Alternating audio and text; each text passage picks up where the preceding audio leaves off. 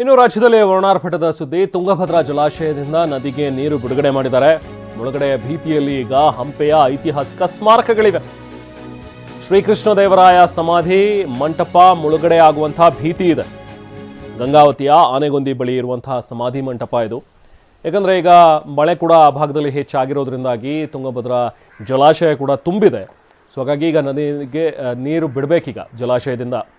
So ಹಾಗಾಗಿ ಒಂದು ವೇಳೆ ಹೆಚ್ಚು ಪ್ರಮಾಣದಲ್ಲಿ ನೀರು ಬಂದರೆ ಆಗ ಶ್ರೀಕೃಷ್ಣದೇವರಾಯನ ಸಮಾಧಿ ಏನಿದೆಯಲ್ಲ, ಸಮಾಧಿ ಮಂಟಪ ಗಂಗಾವತಿಯ ಆನೆಗೊಂದಿ ಬಳಿ ಇರುವಂಥದ್ದು, ಅದು ಮುಳುಗಡೆ ಆಗುವಂತಹ ಸಾಧ್ಯತೆಗಳಿವೆ. ಸೊ ಜಲಾಶಯದಿಂದ ನೀರು ಬಿಟ್ಟಿರೋದ್ರಿಂದಾಗಿ ರೈತರಿಗೂ ಕೂಡ ಸಂಕಷ್ಟ ಆಗ್ತಾ ಇದೆ. ಇಲ್ಲಿ ನದಿಯಲ್ಲಿ ಕೆಲವೊಂದಷ್ಟು ಪಂಪ್ ಸೆಟ್ಗಳೇ ಪಾಪ ಕೊಚ್ಕೊಂಡು ಹೋಗ್ಬಿಟ್ಟಿವೆ. ಒಂದು ಕಡೆ ಐತಿಹಾಸಿಕ ಸ್ಮಾರಕಗಳಿಗೆ ಆಗುವಂಥ ತೊಂದರೆ, ಇನ್ನೊಂದು ಕಡೆ ಪಾಪ ರೈತರು ಕೂಡ ತೊಂದರೆಯನ್ನು ಅನುಭವಿಸ್ತಾ ಇದ್ದಾರೆ. ತುಂಬಿ ಹರಿತಾ ಇವೆ ಹಳ್ಳಗಳು, ಜನಜೀವನ ಅಸ್ತವ್ಯಸ್ತವಾಗ್ಬಿಟ್ಟಿದೆ. ಸಂಪರ್ಕವನ್ನೇ ಕಳೆದುಕೊಂಡ್ಬಿಟ್ಟಿದೆ. ಸಿರುಗುಪ್ಪ ತಾಲೂಕಿನ ಚಳ್ಳೆಕುಡ್ಲೂರು ಅನ್ನುವಂಥ ಒಂದು ಗ್ರಾಮ.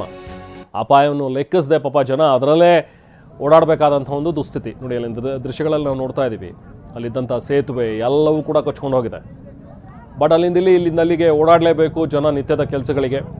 ಸೊ ಹಾಗಾಗಿ ಅಲ್ಲೇ ಕೆಲವೊಂದಷ್ಟು ಚಿಕ್ಕ ಪುಟ್ಟ ದೋಣಿ ಥರ ಮಾಡಿಕೊಂಡು ಅದೆಲ್ಲ ಒಂದು ತೆಪ್ಪಗಳನ್ನು ಮಾಡಿಕೊಂಡು ಅಲ್ಲಿ ಓಡಾಡುವಂಥ ಒಂದು ಕೆಲಸ. ಸೊ ಮಂಡಿಗಿಂತ ಮೇಲಿದೆ ನೋಡಿ, ಹೆಚ್ಚು ಕಮ್ಮಿ ಸೊಂಟದವರೆಗೂ ಕೂಡ ನೀರಿದೆ. ಅದರಲ್ಲೇ ಗಾಡಿಗಳನ್ನು ತಳ್ಕೊಂಡು ನಡ್ಕೊಂಡು ಓಡಾಡ್ತಾ ಇದ್ದಾರೆ.